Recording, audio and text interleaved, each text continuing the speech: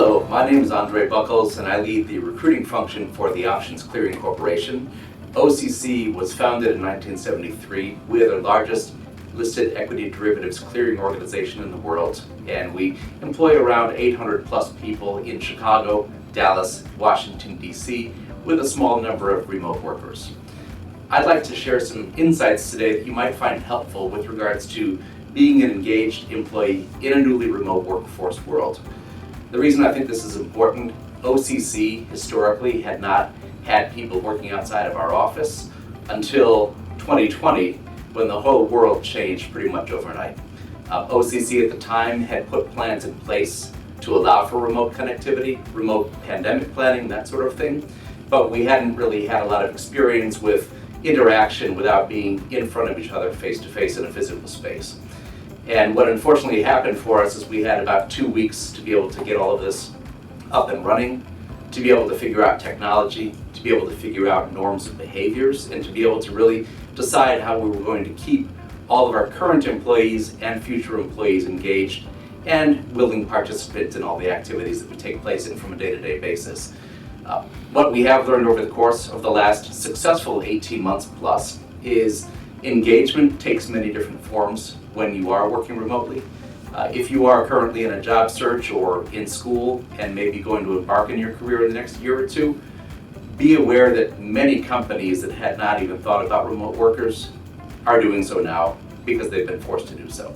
There are still many managers, and you may have seen some articles in the news about companies that are demanding workers be back in person. Some of the major Wall Street firms are requesting that staff be in their offices. Others have decided to take either a hybrid approach or a fully remote approach. OCC is somewhere in the middle. And what's been important for us is really thinking about engagement and thinking about how we can get people connected, even though we don't see each other face to face in the office every single day. Some of the techniques I'd like to share today, there are actually 6 of them. One of them that we feel is really, really important is to be creative in your engagement approach. You're looking at me right now on a video screen, maybe on your phone, maybe on a laptop, maybe on a computer somewhere. At OCC, we use video technology, but what we found in the course of our day-to-day work is not everyone's actually using their camera, either because it technically doesn't work for them, maybe they're not as comfortable with a camera setting as they should be, or maybe it's something that they just haven't gotten used to doing. That's where you as a new employee can really make a difference. It never hurts to ask, especially if you're brand new and you've never met somebody face to face. Hey, could we turn our cameras on for a particular meeting so we can actually see each other, even if we aren't interacting in person? That's something that we have been doing in our company. Every time we bring a new group of people to start with us, we virtually onboard them now, and we actually have cameras on at OCC. We have cameras on, and we request the cameras be on for the people who are starting. The second thing that we always want to recommend is if you are using video, you are engaging, take that next step and ask about in-person interactions, right? Ask about happy hours, ask about norms in terms of when the company does get together face-to-face. If a company is hiring you in a fully remote position and there is not an opportunity for in-person engagement, think about other creative outlets, right? Do you have a slide that you can put together that outlines who you are as a person? We use an About Me slide that really talks about somebody's personal interest outside of the workplace, engages people in terms of some of the things that they like to do. We have a 5 things you don't know about me section, which has actually been really fun because we're learning people in their whole self versus just who they are as professionals.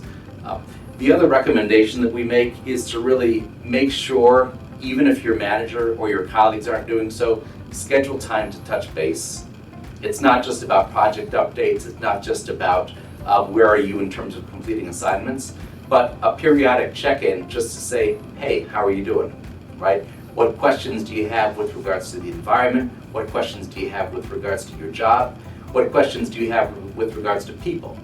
Because keep in mind, if we've been working together as a unit, either in person or virtually, we already have unwritten rules of behaviors. We know each other, we've had some interactions, and there are assumptions that we make that may not be readily apparent because we're already deep into the process.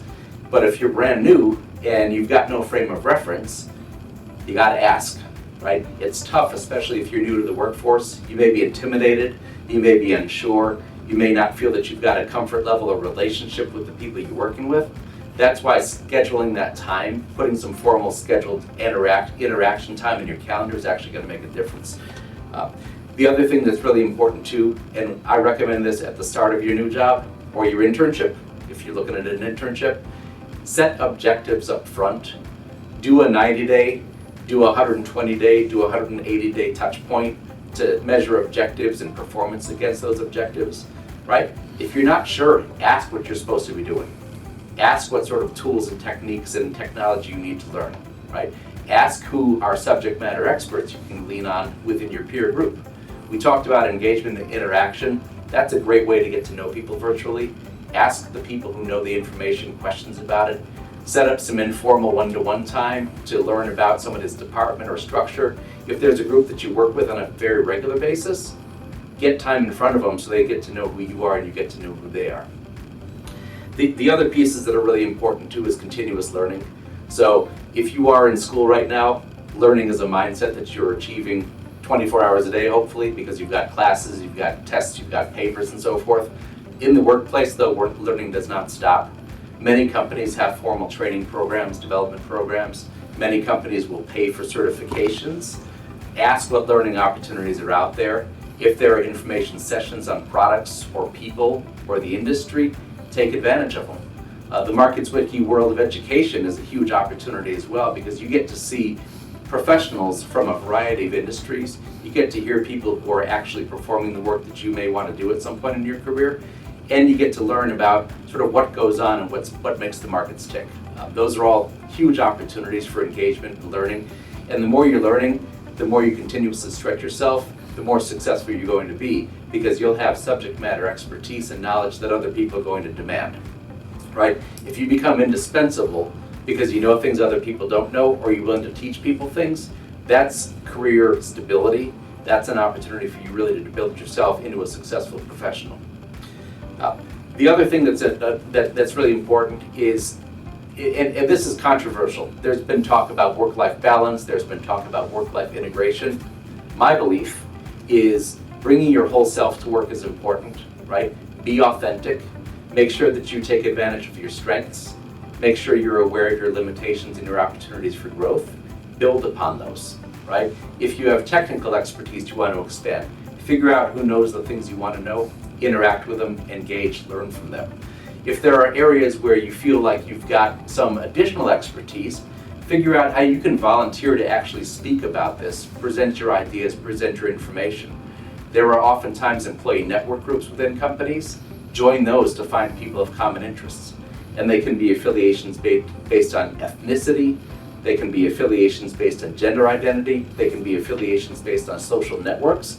And those are really powerful because you get to meet people in a less structured setting where you don't have deadlines and deliverables and projects. And finally from there, I think that what's also important is to make sure if you have concerns about cultural fit with a company or you just don't understand the culture, observe people, attend informational meetings, read information that's put out. Oftentimes there are company newsletters or company websites. Absorb as much as you can. Make sure that you are a sponge for continuous learning and continuous engagement.